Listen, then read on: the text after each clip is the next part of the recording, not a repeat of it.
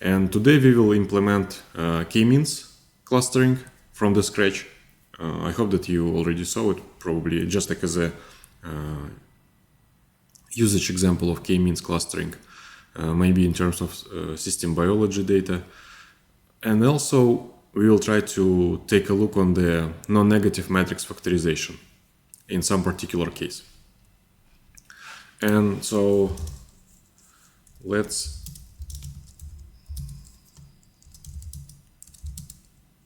create a new folder and open it in our editors.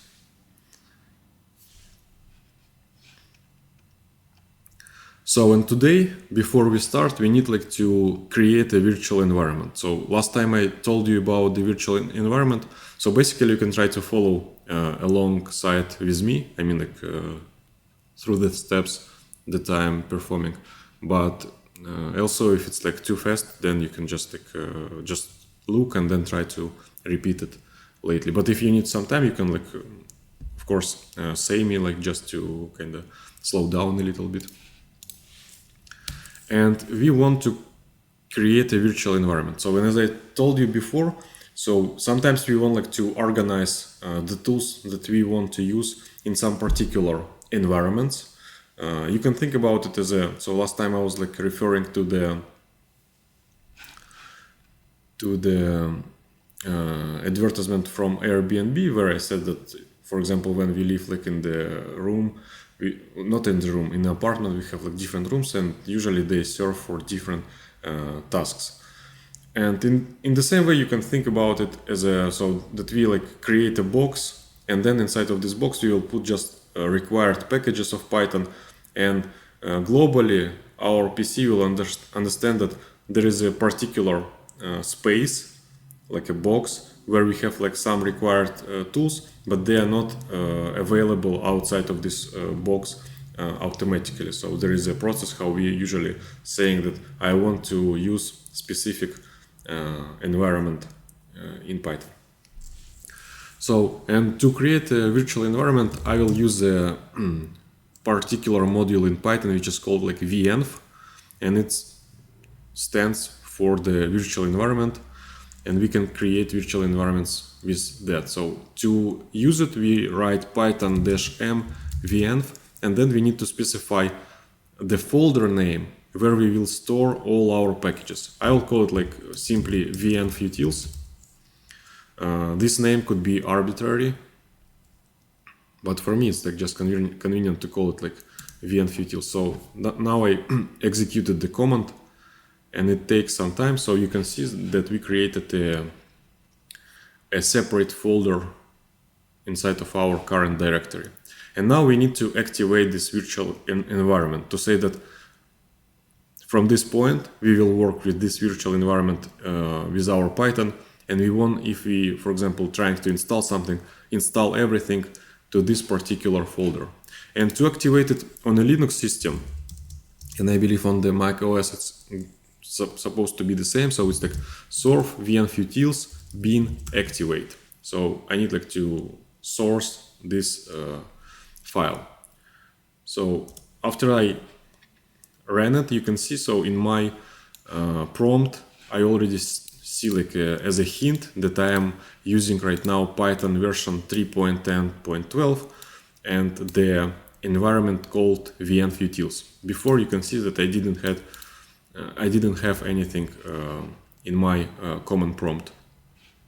I believe that in your case it's supposed to be similar, maybe without all these fancy icons, but also you should somewhere see that you change the virtual environment.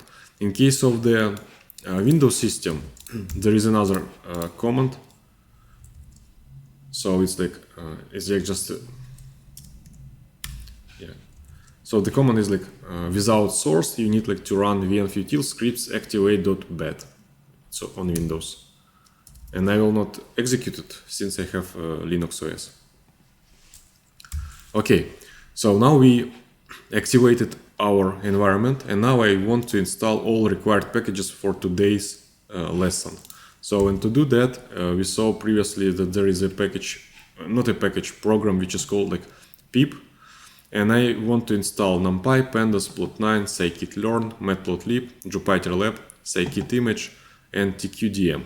So I'll just copy and paste it to the chat that you can also work on it. I mean, like, just to simply copy and paste it in the same way as I do. So now I run it, and I need just to wait until Python install all required packages. And all these packages will be stored in this virtual environment, which is called like venfutils. So you see that it's like doing some work, and we just simply need to wait. And sometimes, for example, when you're like working with some large packages, sometimes it can like take a lot of time. So basically, you're sitting in the like on your work, you decided, okay, I need like to install everything. You start installing, and then you can simply go like take a cup of tea, you know, just relax before the whole work will begin. So, but I believe that it's gonna be not so long as in some particular cases. So you can see that we installed everything. Also, it like suggests me to upgrade pip, but today I will ignore it. And we want to implement k-means. So guys, have you seen before k-means in general in some cases? Yeah, we saw k-means, if I'm not mistaken, during working with Fantasus. Mm-hmm. And as I remember, or I can be mistaken, is it connected with clustering or no? Yeah, it's one of the clustering techniques which allows us. So if you have like a unlabeled data and you don't have any information about labels for your data, for your points, then it's like unsupervised clustering, which means it takes the data and somehow split it into groups by some similarity patterns. And usually you use some type of distance between points in your space to say that these points are like similar to each other. But basically, yeah, so this is that's it. Mm-hmm. Yeah, okay, so you probably didn't then implement it, but that's nice. You saw like one of the examples, like of the like one usage example of k-means, but it's like in this case we don't know what is like underhood, what is happening, and let's try to implement it from the scratch, like very naive implementation. I'm not saying that it's a best one. I believe that the tools that already have k-means implemented, usually they're like very efficient, more stable. And I want just to show you the example that we are going to do today. So this is a small like a visual representation. So we have some points in a space. In this particular case, we have two-dimensional space, and there are like some points. And in my mind, so right away, probably when we, like humans, looking on this case, we see some structures, right? So guys, what is your guess? How many clusters do you see just like visually from here? Visually, there are 3 clusters. 3 clusters. Maybe some other options, guys. No? I mean, like, I'm not saying that it's not correct, right? I'm just like, maybe someone sees more or less. Yeah, but so from my point of view, also I see 3 clusters, just like visually, right? So, and okay, this is already implementation, but the idea that I have in my mind, so this is like very simple case, right? So it's like two-dimensional space, and we can, for example, just plot the points that are in our data table, and then simply say like, okay, there are 3 clusters, but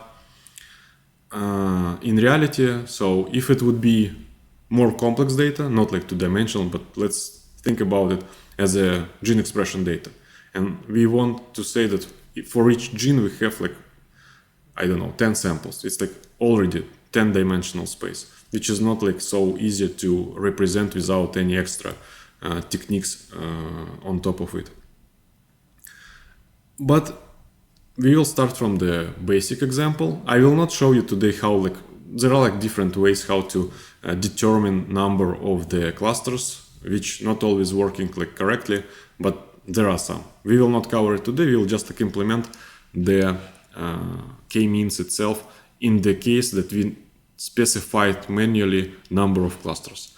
And how we can do it? So let's just randomly select 3 points from our data set. So you can see this like red, blue, and green. These are randomly selected points from our data set. And now for each point from the data set, we can measure the distance. It's gonna be like just a regular Euclidean distance. I hope that you already saw it. So it's like square root of like, and for each coordinates you just like measure the like kind of difference. You subtract one coordinate from another in power of 2. So you need like to exponentiate it like to power of 2, and then like you get the distance. And basically, so what we want to do is like to take each point here. So you see, so we took like this point, because let's say that we just ordered our points in any way, and we measure the distance to all 3 points that we selected randomly in the beginning. And now we will just like assign to this point the label of one of these points which are like closer to this one. So in this particular case, I believe it's like blue. You can see we assigned blue. And then we take another cell, like one by one, and assign all labels. So, and then at some moment we will just like repeat these steps for all points. It's going to be speeded up at some moment. So let's wait. Yeah. So you can see, so we are assigning the label for each point. And right away, in reality, we already got the clustering result. So no one is saying that clustering is like a truth. Sometimes your clustering could be bad. I mean, there are like some tools, you're trying them and you see that for example, if you perform like PCA or something like that, you see that, oh, there is no like a nice separation and you just got some clustering. And this is one of the examples that we got the clustering result. And for k-means, now we can try to improve it. And basically k-means stands for k, okay, it's like, k-means, right? And k in our case was 3, but we didn't use any means, right?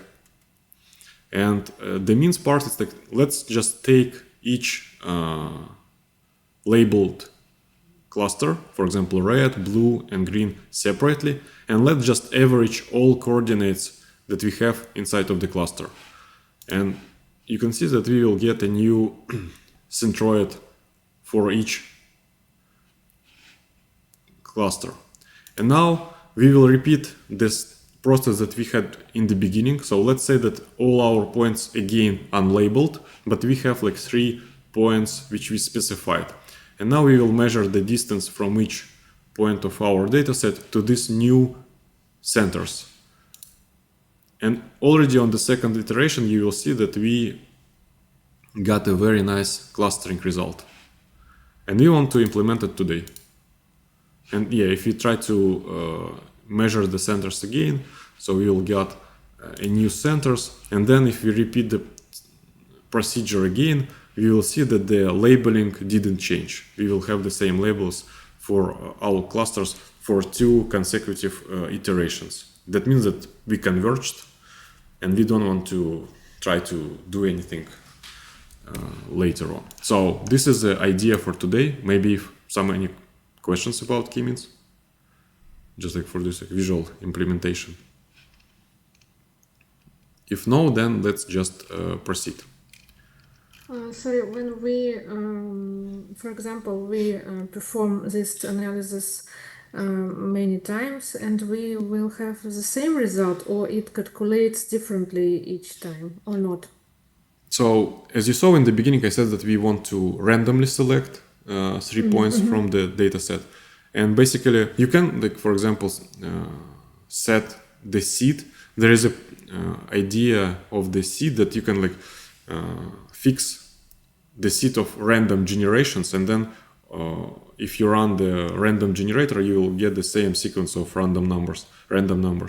But if you don't specify seed, then each execution will probably can give us different results. Sometimes it's going to be the same, but not always. Okay, thank you. Yeah. So, and let's create the file. I will call the key means from scratch.py.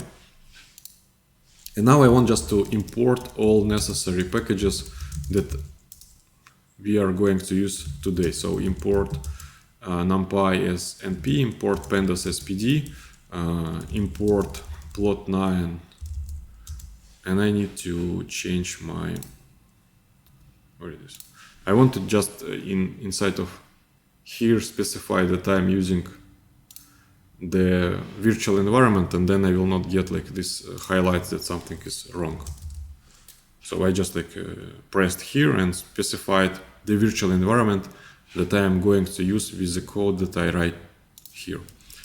Also, I want like from sklearn.datasets import make blobs. And now I just want to create, like, to generate the data that we are going to clusterize. And to do that, I will use the function that we imported, make blobs. And now I need to specify number of points. So I want to have 100 points. And also we can say how many centers we want to have. So in this particular case, we right away know that there are like 3 clusters, but we want to try to find them ourselves. Like we want to say that, okay, let's imagine that we don't know cluster annotation for each point, and we will just start as we would start in case if someone like provided our data without any extra feature, like extra information about labels. Number of features is 2 because we saw that it was like 2-dimensional space. And also we can specify random state. I will just put 1 here. It could be like arbitrary number. And in case if you change one to another one, then this cloud of the points will be different from the one that we saw on the visual representation. Okay, and here I will just perform like some scaling, but in reality you can skip it. But it's just like as an example, and probably maybe they already even scaled, but I just want to show you that by using these packages as a NumPy, we can scale the data, which means we will subtract the mean and also divide by standard deviation. And axis is corresponds. So, for example, if you want like to measure the mean of the rows or mean of the columns, and in this particular case, we want to subtract from each row its mean value. Yeah, and in reality, so we can even just print the x just to understand what is our data is. So let's execute it, and you can see so our data is like just like as a 2-dimensional list. We can think about it as a 2-dimensional list where for each. So here we have like the values for x and y. So we have a point, and this is the values. And in reality, so I said that we subtracted average from each row, but in reality I was wrong. We subtracted average from each column, just like to normalize data a little bit. And in reality, so in y, you can see that I put x and y. In y, I have real labels for each point. So here is like our 2-dimensional list, and we have 100 points. And for each of this point, we have a real label. So you can see 0, 1, 1, 1, 2, 2, 2. So that means that the first point corresponds to the cluster 0. Next 3 points correspond to the cluster 1. Then another 3 points correspond to cluster 2. 1 point corresponds to cluster 1, and so on. So in reality, we know this information, but let's think that we don't have it. Because usually, practically, no one gives us such information. So, and now I just want to convert our NumPy array to pandas, which is a very nice package for data frames. And it gives us a lot of flexibility in performing different operations with spreadsheets. So here I just converted and say that my columns, I want to name them. So when columns are x1 and x2. Also, I want to create a new column for clustering label. And since we saying that we don't know the cluster, let's just assign anything for the cluster value. I'll put just a string 0, and then I want to repeat it as many times as we have our points. And shape 0 corresponds how many rows inside of our data table or in our data frame. So basically it's like give us the number of rows, and in our case it's 100. So we will have now for x, let's run it.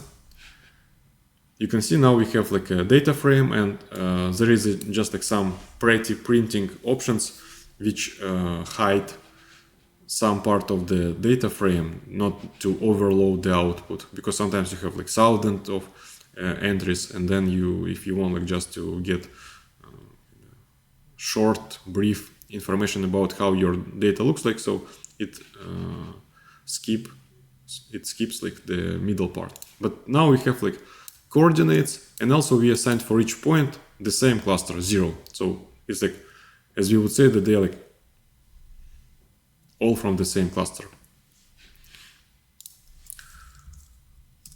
Okay, and now we need like to implement the function which will take our data and will find us random points from it, because we saw that we need like to identify random points in the beginning. And let's just do this. So I will write the function def init centers, and this function takes 2 arguments. So the data frame, and k stands for the how many random points we want to select from the data. I will create the variable which is called like indexes, and these indexes we will generate randomly. So, and to do that there are like some special functions. Today I'm just like calling them. In reality you sometimes need to Google them to find if there is a particular functionality that you want to achieve. Sometimes if you see that there is a lack of it, then you need to write it by yourself. In this case I know that there is a random module in the NumPy, and then there is a function randint which takes some arguments. So we will say that we want to get random values in the range of 0 to x shape 0, and x and k, it's like how many random indexes we want to get. And now I want like just to return these points from our data frame. So this syntax is like saying that I want to select just those rows which corresponds to these indexes. And now, for example, we can print init centers of x and 3. And let's just like run it. And you can see, so we selected 3 random points. The first has index 66, the second has index 93, another is like 60, and they're like our points. And if we run this function, not a function, our program one more time, we will get different results. So you see, because as I said, we selecting them randomly, and this is like a nature of random numbers. But in case if you want like to have a reproducible code, sometimes you just want to reproduce the same things even with random numbers. In this case you need like to specify to set the seed, and to do that in Python, so we can use the function from the module random, which is called seed. And let's just put random seed here as a 1 also. You can put like different number. Sometimes people like putting 42. Have you seen the movie about this like number 42? No, guys. So there is a movie. It's like about space traveling, something like that. And at some moment, like there was some kind of civilization, and they built like as a powerful PC, and they asked the question to this PC or like AI. They asked like, what is the purpose of the life? And then it was like calculating, or like, I don't know, trying to get the question for like, I don't know, many years. And then when they came back, so the AI said that the purpose of the life is 42 somehow. And now you can see that in many codes, programmers somehow like they using as a seed 42. Yeah, so now if we run it over and over again, we will get exactly the same output. So you see 37, 12, 72, and this has just like let us fix the random generators. And now let's create a variable I will call it like centers, and it's like result of init centers. And in this particular case, you see that I right away specify that I want to find 3 different clusters in our data. And now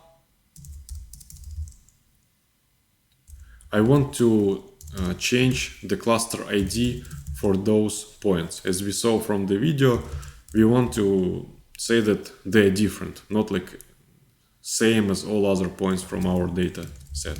And I'll put just as a cluster label 1, 2, 3 strings. And in reality, so we can even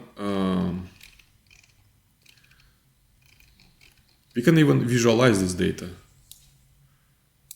Let's just try. Yeah, I mean, like at some moment I just like a little bit thinking. So at some moment I was like doing it in the way of the Jupyter notebook, and then I was like repeating some pieces of the code from time to time. So we can try to visualize it, and in this case you can see, so we have like a plot9 package in Python. Have you already seen the ggplot in R? Right? So, and it's very similar. Yeah, so we're very similar. So we can use it. So it's like ggplot.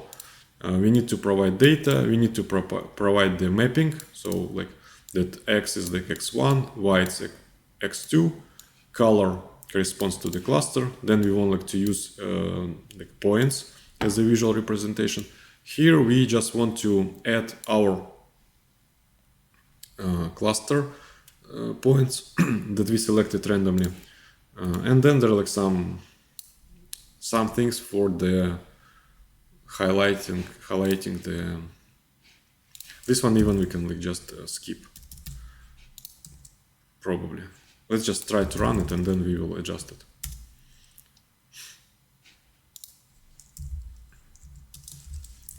And when we do it in the Visual Studio Code, I believe we need to use draw. Not how it was.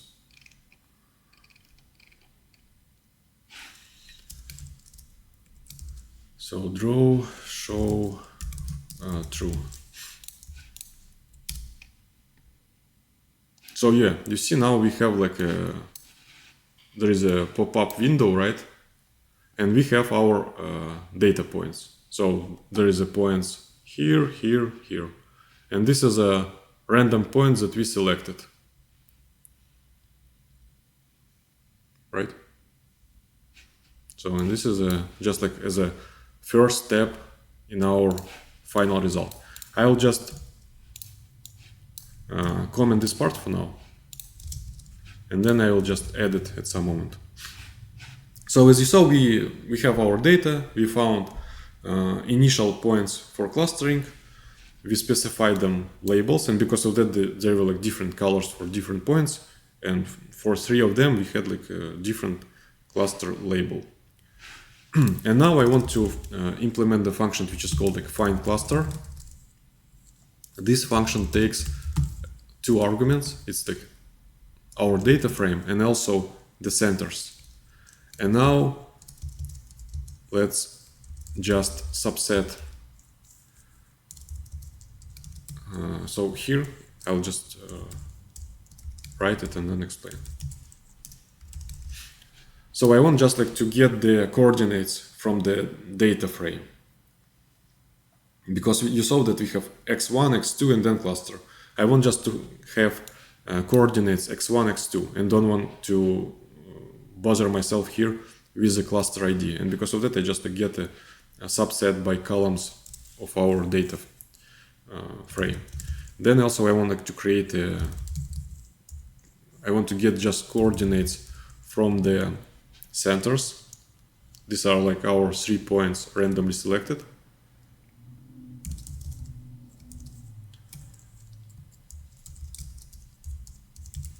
And this syntax of saying that we want like to get all rows, because I didn't specify like begin of the slicing and the end of the slicing. So this is a similar as the slicing that we saw for lists.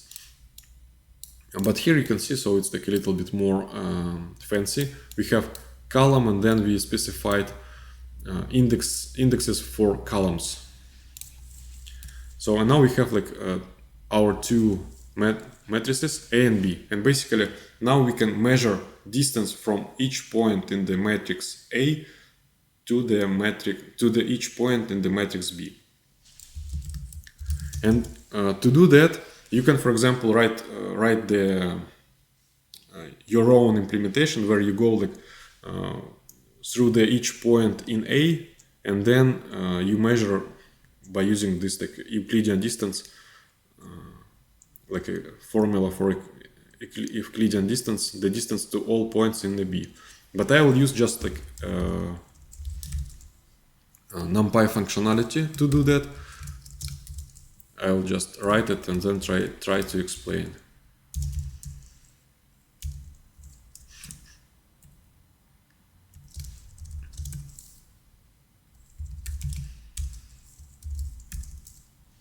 So this is a this statement using the concept of translation in NumPy, and basically we can slightly change matrix B to make it more dimensional. Like we adding one dimension here, and there are like some rules how it looks like, and you can just trust me that this gonna calculate the distances between points from A to points to B. And we want to return here the labels, right? And to do this, so we want to use the following syntax. For E in distances arc mean x is 0. So my suggestion, right, is that try at some moment just like to take this function and then like to split it into parts, for example, like just to have x centers, and then like check what is the A, what is the B, and then check what is the B and P new axis. A is like the same, right? And then what is the result of this procedure, what is the result of this procedure, and then what is the result here. And then so you will see that you have like the 100 rows, and in each row you have the distance to the first point of our centers, distance to the second center, distance to the third center.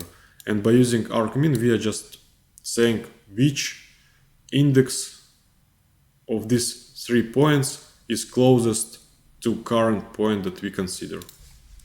I hope that it's like clear.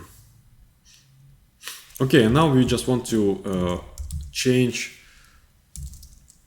the cluster annotation of our data. So it's like find cluster x centers. And let's again display our result. So I run it, and now you can see, so we, oops, okay, never mind. You can see so that now we have like our 3 points which are centers, which we selected in the beginning as a random points, right? And all these points we assigned to this label, because all these points closer to this point rather than to this one or to this one. And for this part we assigned all these points that they like correspond to the cluster of this center, and for rest we assigned that they correspond to this one. It's like a little bit distorted because I used this thing. Yeah, but this is how it looks like after the first iteration. So even after first iteration, it's really like a clustering result. So you can like stop implementation here, and this is the result. But we know that we can use adjustments by measuring the measuring the center for this cloud, for this cloud, and for this one. So let's just perform it. I'll comment this part again, and now we want to implement the function which is called update centers. And this function takes just a data frame. Here I will just run some statements.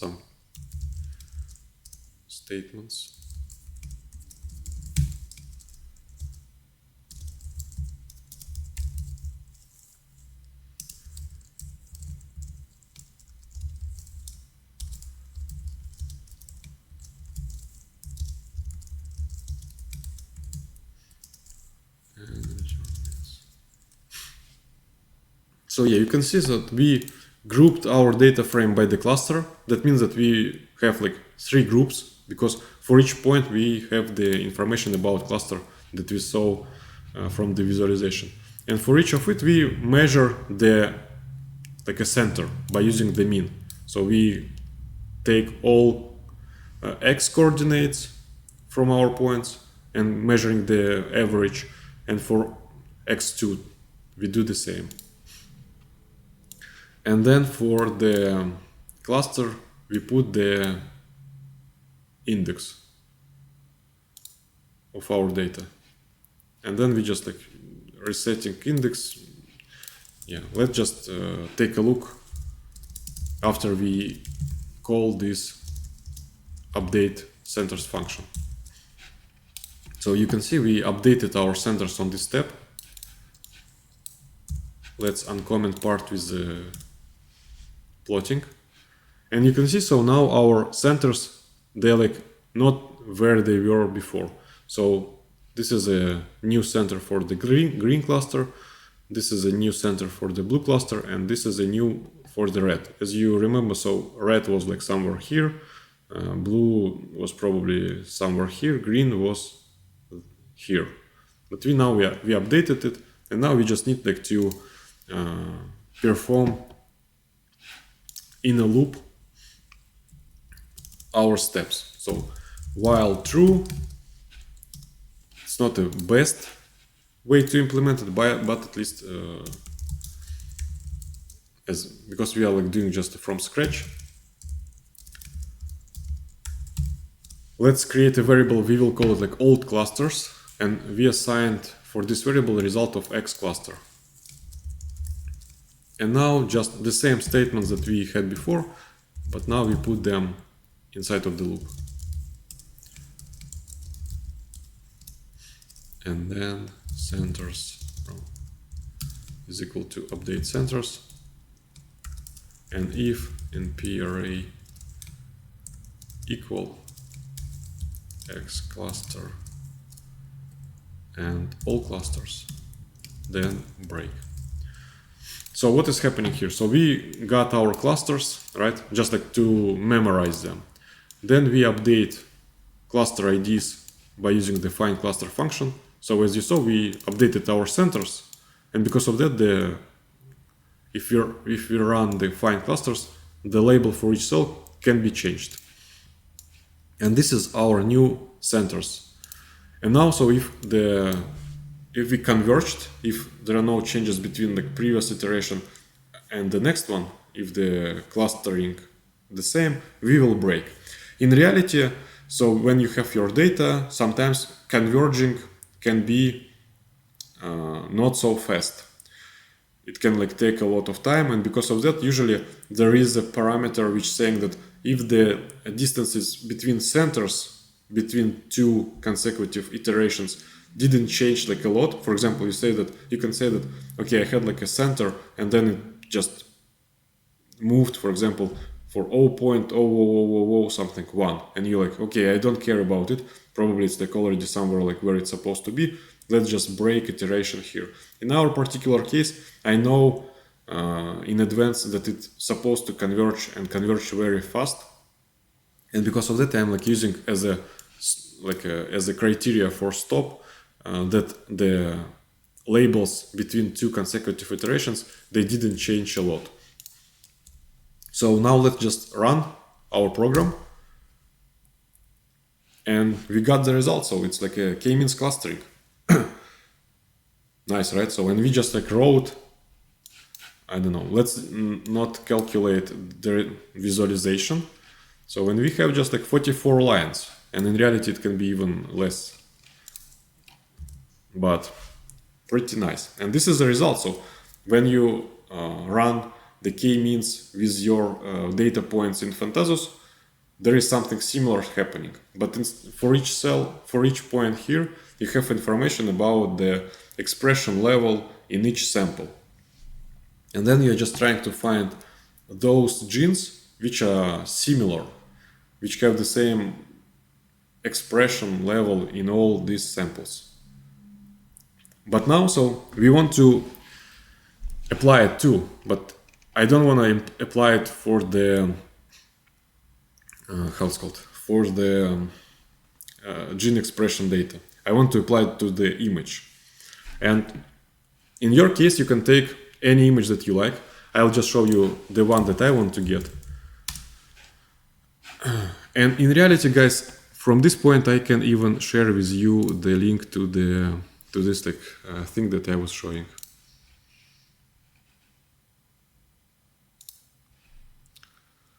Give me a second.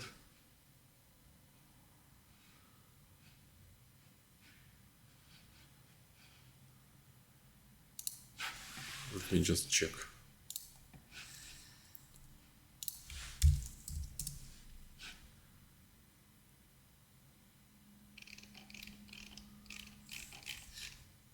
So yeah, you can follow this link. Where is the chat? Okay. So yeah, you can open this link, and then you will have the access to the thing that I'm showing to you today. And I want to get this image, and there is a particular reason why I want to get it. But you can take any that you want. Okay, why I want to take this image? So at some moment I was like using R for drawing some pictures. I mean, like to visualizing the data. And at some moment I found that there is a package which is called like Ghibli, and it's like an R package. And what it does, so you can see that there are like different color palettes which are based on some particular scenes from this like Ghibli studio. I hope that you know it. And yeah, so this is just like as an example, so that you have this image, and then you can fetch the colors from this image. And in reality, so we will do the same. So we will now take the image and we will apply k-means to this image, and we will get these colors, which is very nice. So it's like as a one-off implementation. And why it like happening in this way? Because I don't know. So if you know that when you have an image, probably I have it somewhere here. Yeah. So in reality, so right now all of us, we are like looking on our like monitors, right? And there are different techniques, but the most popular one that you have like a tiny glowing elements, which called like a pixels. And usually they can glow in different like spectrum. So one is glowing in the red spectrum, another in the green, and another in the blue. And just like a convolution of them, like a combination of them, provide us the whole spectrum of the colors that we see. And now we can think about it as a data points in three-dimensional space. So let's say that this is our 1 pixel and it has 3 values, like the intensity in the red channel, in the green channel, and in the blue channel. And basically the different intensity of each of these colors provide us the final result. So for example, if it's like white, that means that the red intensity is like on the maximum level, the green intensity on the maximum level, and the blue also on the maximum level. And when we have such a combination, then we will get we see it as a white color. But if all of them like on the lowest intensity, it corresponds to the black color.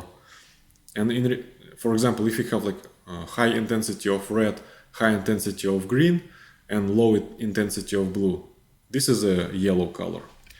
And now, so we will just try to implement it, right? I just downloaded this image. I have it not in very nice quality, so you can just compare the image on the website and the image here. So this one probably slightly more saturated, and because of that, the results will not be the same, but at least they will be somehow similar. Yeah, okay. So I need just to copy this image.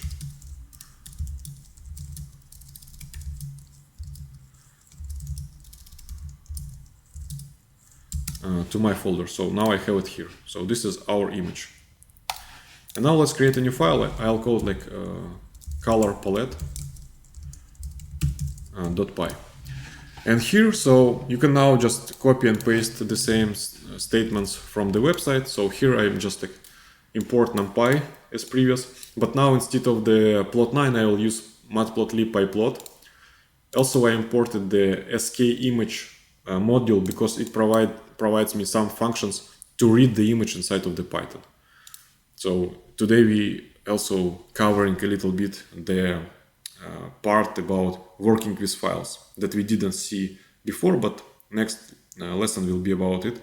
Not about the images, but text files. And also I need like to import some functions from the color module, which are like conversion from red, green, blue representation of the color to the lab space. There are like particular spaces in the color science, and this one, so why we do that? Because in a lab space we can better measure differences between colors. It's like indeed like the task itself. Because if we have like RGB color space, then the distances between points in the three-dimensional space of RGB space sometimes not like visually correlates with our expectation. So for example, there could be like 2 colors and the distance between them like very small, but visually from human perspective they are different. And to kind of deal with that, we want to convert it to another like color space. And also we will use a particular k-means implementation, which is called like mini batch k-means, and it's a slightly faster version of it, and there is like a different concept under hood, but the idea is the same. So we will apply the clustering method and we will just get the results. Okay, now let's just go over the code that we have. So I want to read my image, and to do that, so I have like IO module, which stands from input output.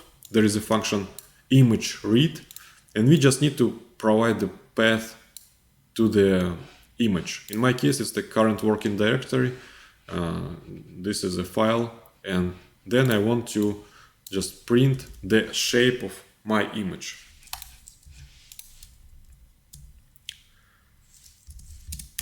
So, and it's called color palette. So you can see that the image size is like 1080 and 19:2, so which corresponds to full HD. So we have that the first value here corresponds to the number of rows. This one corresponds to the number of columns, and the 3 corresponds that for each particular pixel we have like intensity of 3 different colors. Okay? Yeah. And this is, so we read it as a NumPy array. Also, you can think about it as a 3-dimensional list. We have like our rows, our columns, and then we have like a value in each of it. And now we can just visualize our image by using the Python. So you can open it in, for example, in your Visual Studio Code, or even by using the like a Finder or something like that, like a file manager. But also you can run it and show the image inside of the Python. Yeah, okay, maybe it's not showing because usually so it's like showed us the image but right away closed it. And for example, one of the way how to handle it, we can switch from the Python to Jupyter Notebooks. Have you heard about Jupyter Notebooks, guys? Okay, so let's switch to that. I will call it like color palette.ipynb, and I'll just copy and paste all statements from here to the color palette. I maybe just want to slightly split it into parts. And I need to specify my virtual environment, which is like vnFutils. Okay, now everything works correctly.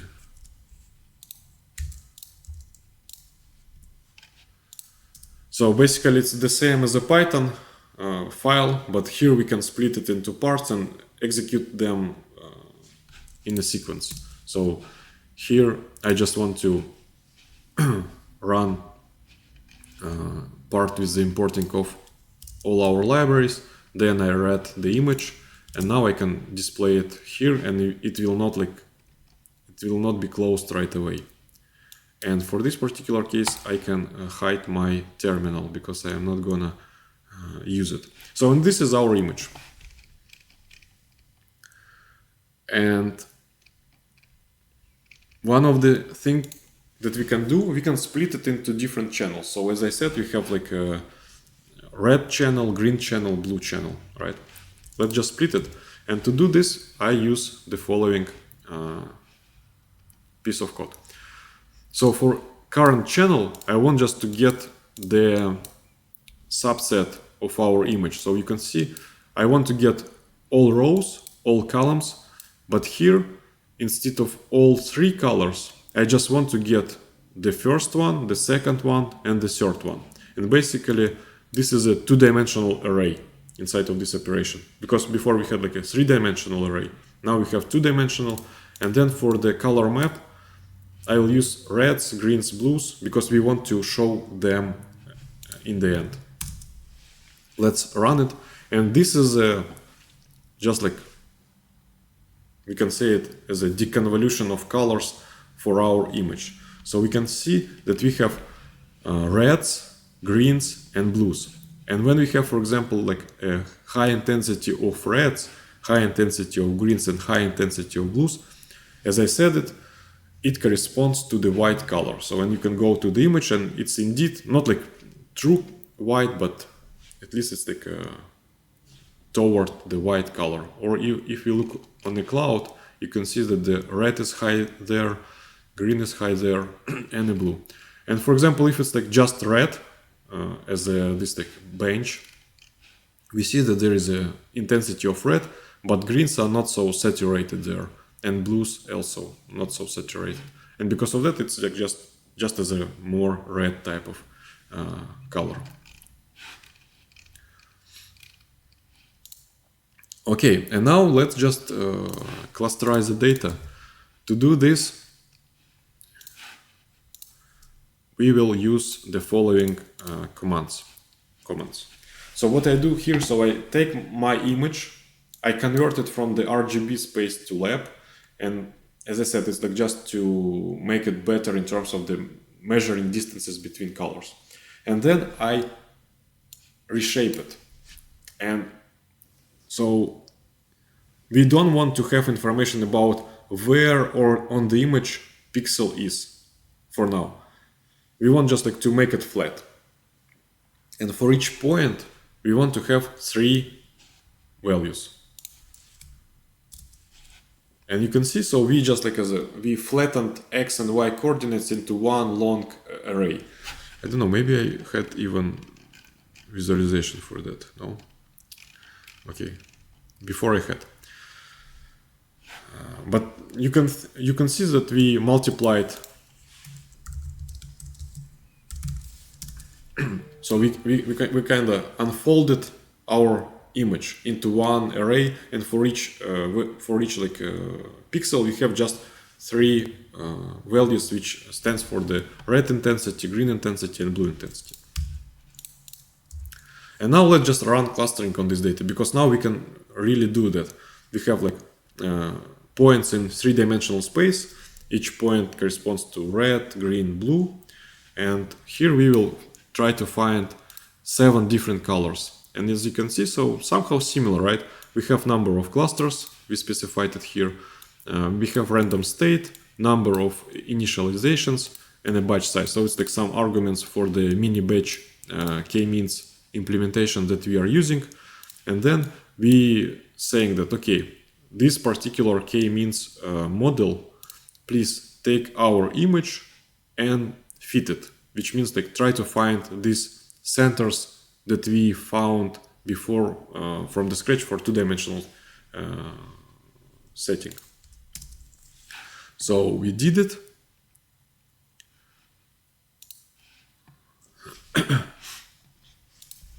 And now let's just display them.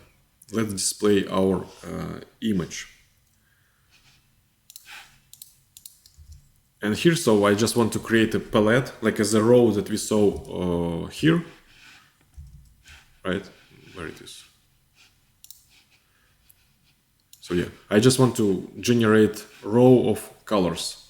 And for this, I use this syntax. So as you can see, I create a 3-dimensional array, and I'm saying that the height of it is like 100 pixels, and the width is like 100 multiplied by number of clusters. And 3 is like that we want like to have information about 3 colors from our data. And then for each square in our palette, I fill it with the value of the center that we got after using the k-means clustering. So let's just run it, and now we can visualize what are the values that we found. And this is the result. So we clusterized the data, and we found the color palette of our image, which really similar, right? I mean, like that there are like some blues, this like reds, like dark reds. And if you want to just show the values, so cluster centers, yeah, so this is our values. And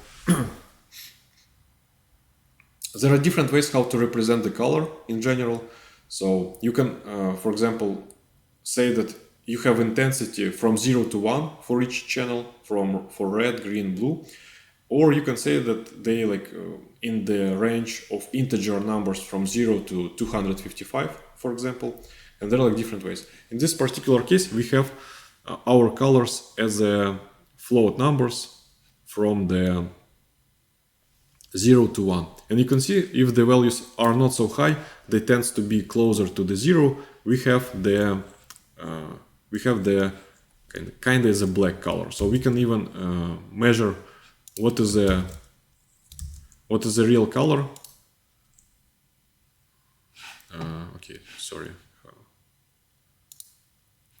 How it was. Yeah, I just want to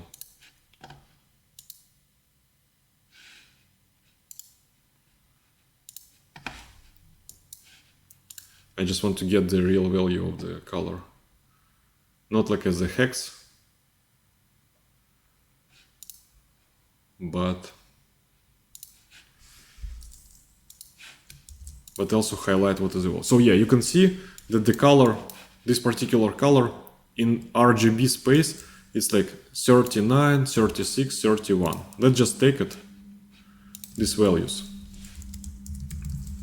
I'll convert it to the NumPy array, and I want to divide it by 255. And you can see, so it's like indeed these values, right? That we found our RGB values for each center. Does it make sense, guys? I'm sorry, why it's 255? It's like just as a one of the way to represent the image. So because there are different like levels of intensity which can be. So I mean, like each pixel can highlight, like glow in different particular spectrum, and usually it's like as a not like as a continuum, but there are some kind of steps. And usually we have, like, for example, for colors, it depends on a monitor, right? But the typical one that we have 16 million possible variation of colors for the monitor. Before, so for example, when I was like in school, I remember that we had like phones and they could visualize just 65 colors. 65,000 of different colors. And this value basically corresponds to the capability of the monitor. Or just like in terms of how you store the data. For example, you can generate your own image, and in this case, you can store each color not like in this like range, right? But you can utilize even more if you want. But the typical one for monitors, that they are like how it's called, like, I forgot the term. Yeah, sorry guys, forgot the term. But basically it's like just like as a correspondence to the physical device that we have, that we know that it can like display 16 million of colors. Okay, and because of that, this is a combination. So for each color we have like 2 in power of 8, right? Minus 1. Yeah, so for each, so that means that our image is 8-bit image, and it's like just one of the. Okay, thank you very much. Yeah, welcome. Okay, so this is about k-means. I hope that it's like just kind of provided extra layer that you can use it not just for gene expression data, but in reality it's like used everywhere. For example, for images we found the color palette, and one of the way how we can think about it, that what is a like possibility of utilizing it. So yeah, we found our centers, we found color palette. From the point of view of the, for example, some creator, right? If you're like creating a movie, or you're like taking pictures, the color science is very important there, because there are like some particular color combinations which are like more appealing, and people like them more. And for example, you can think about it that there are like some very famous directors, right? They make movies, and you see that usually the colors in their movies really unique. I mean, like, you don't see them in all movies. As an example, for there is a Wes Anderson, right, the director, and he makes some movies, and usually the colors in his movies are different rather than others.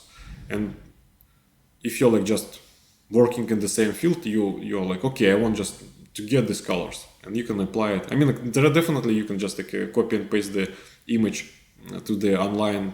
There are like a lot of online tools, but this is just as an example that right now you as a programmer can try to do the same from the scratch, and just like to figure out what kind of methods were used to identify, for example, colors, or it could be anything different too.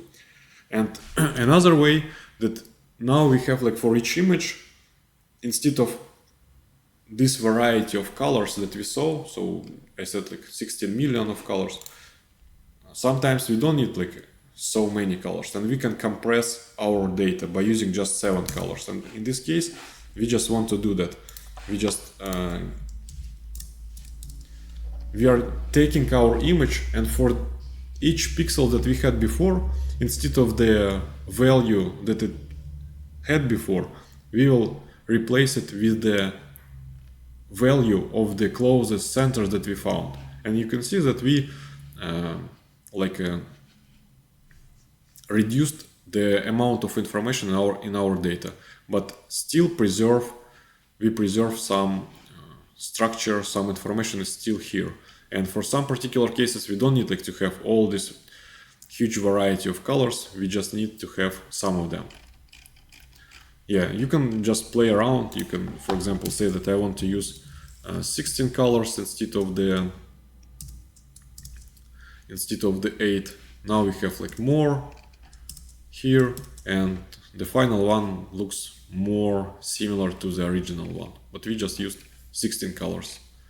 And when you use Fantasus, you do the same. So you basically, for each gene, assign the center, closest center, and yeah, that's it.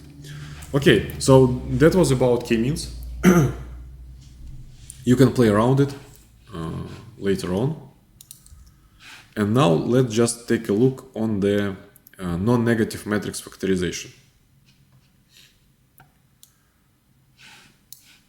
So, and here we have the following example. So you are given 2 images, right? Let's think about it in this way. And my question, don't like just to scroll and don't try to look what is happening. And let's think that someone provided us these images, and we know that something is hidden here. But right away, we don't know what is hidden here. And in this particular case, we can try to use method which is called like non-negative matrix factorization. It's like as a variation of matrix factorizations. In this particular case, there is some assumption that the data is non-negative. In our case, it's indeed non-negative, because as I showed you, we think that each intensity lays between 0 up to 1, or between 0 to 255. It's like if it's an integer number. And we can apply it to these 2 images and try to find what is hidden there. So you can go to the link that provided here and just download both images on your PC. I will download them also. Let's just do that. And now I need to put them into my current working directory space.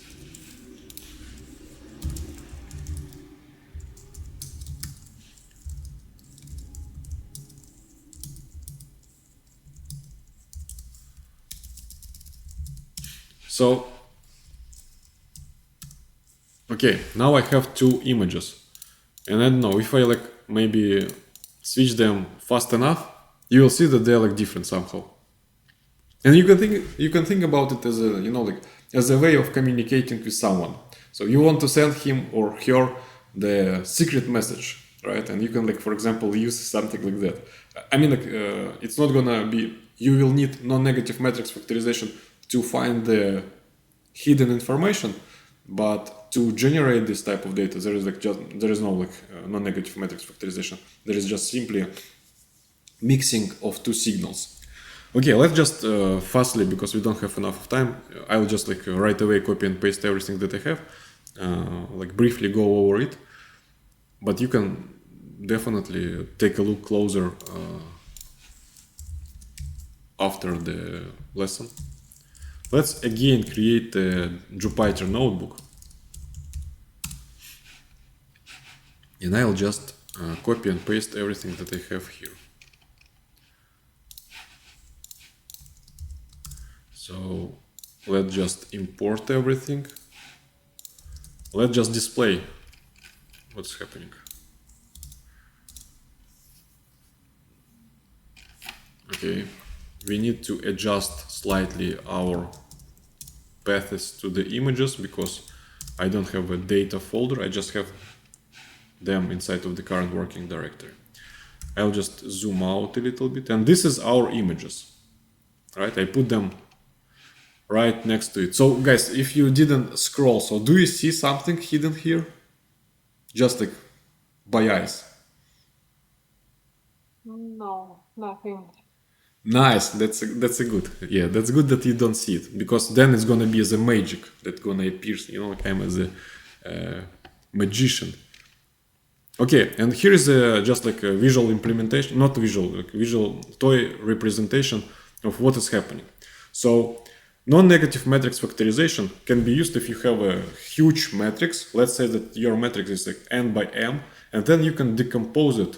So this is a V matrix, our original data. And we then can decompose it into product of two smaller matrices, like n by k, k by m. And this is a representation. And usually, so it's popular, it's indeed used, for example, for single cell data, for bulk RNA-seq data, maybe not so popular as a PCA or some other like dimensional reduction techniques, but still it's you can find some papers that are using the non-negative matrix factorization. Probably why people not like using it so often, because there is a thing that non-negative matrix factorization, the solution for it is not unique. That means that there are like plenty different ways how to decompose matrix in the product of two non-negative ones, with the limitations, with the like assumptions that the non-negative matrix factorization approach has. In our particular case, what is fun, we will have matrix n by 2, and we will decompose it into product of n by 2, 2 by 2.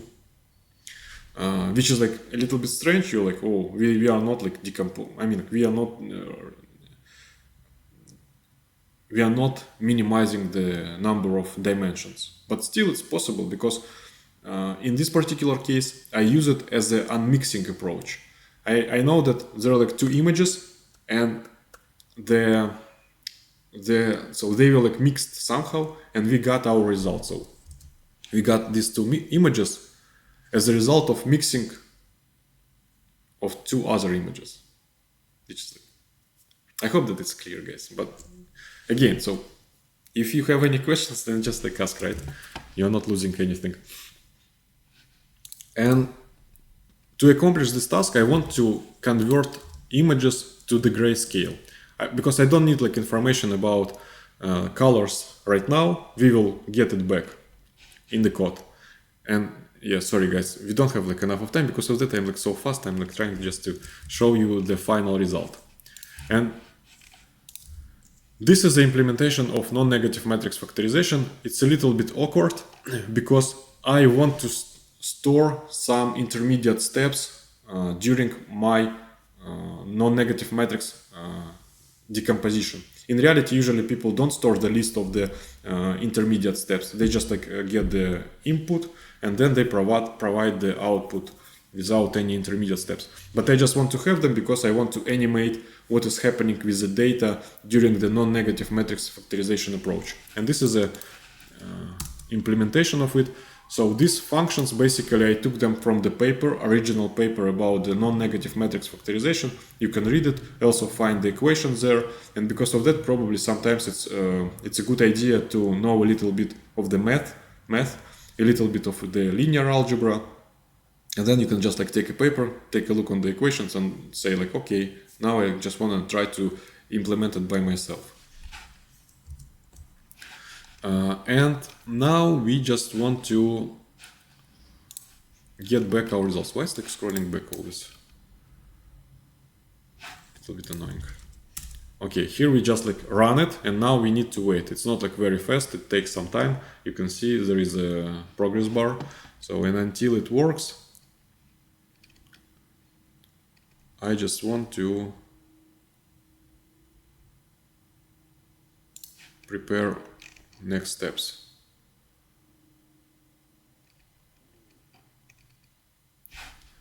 So here is a part for animation of the final result. Okay, it works, and it's gonna take a lot of time, but we can switch just like to the website, and then when it's done, we will see that it really works in the same way as we see on the website. So basically, here we're just trying to find these matrices like W and H. And also during the steps we measure, like we store intermediate results. And in the end, so we will get this animation. Why is that? Okay, so yeah, it's like not super fast, but you can see so that during the process we really found the hidden data there. So you know, right, this picture? I hope that you know. I mean, like, there is a famous picture. So yeah, in the beginning we start like from our images, which is Scream, but then we found that inside of them there was also hidden Starry Night, and we can find it by using the non-negative matrix factorization, which is fun in my mind. Yeah, and this is just as an example of how you can create also mixed data. Yeah, here I just like read image 1, I read image 2, then DS, it's just like I want to get like a square part of the image from both of images. Here I just like subset it, because it's not like a full Starry Night, it's just like as a patch. And then I say here that the mixture of the first image is like 0.02, and then also the mixture value of the first image is 0.09. You can see, so this value is like very small, which means when we multiply P1 by the first image, all intensity values will be like very small, close to black colors. And also for P2 multiplied by images flowed image 1. And because of that, when we sum up them with another image, so you can see this value will be like high. It's almost 1, and almost 1 in this case. Because of that, when I provided you two images, on both of them, you mostly see the Scream, but you don't see the Starry Night. But in reality, in both of them, Starry Night was hidden. And after like using the non-negative matrix factorization, we found that indeed it's like there. It's still working. Let's just wait until it finishes. Yeah, and while we wait, you can, if you have any questions, you can ask them.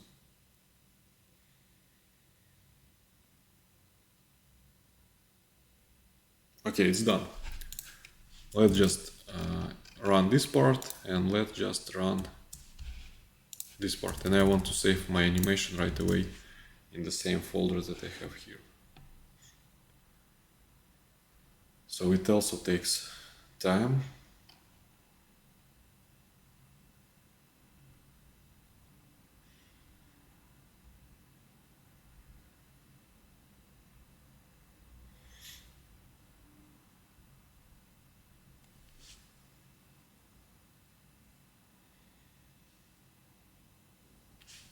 Okay, here is our file.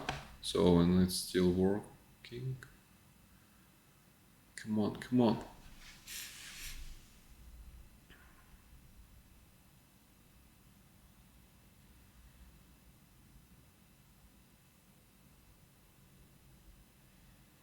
Okay, it's done. So let's just open it. Yeah, and you can see so that something is happening, right? So that this image like becomes more clear, and this one. Yeah, you still see that there are like some noise. It's not a perfect Starry Night, but at least we just visually can see it. We can see it. Yeah, in the beginning you see that there is a overlap. There is this scream part, but in the end we got more of the Starry Night without scream. Okay guys, that's it for today.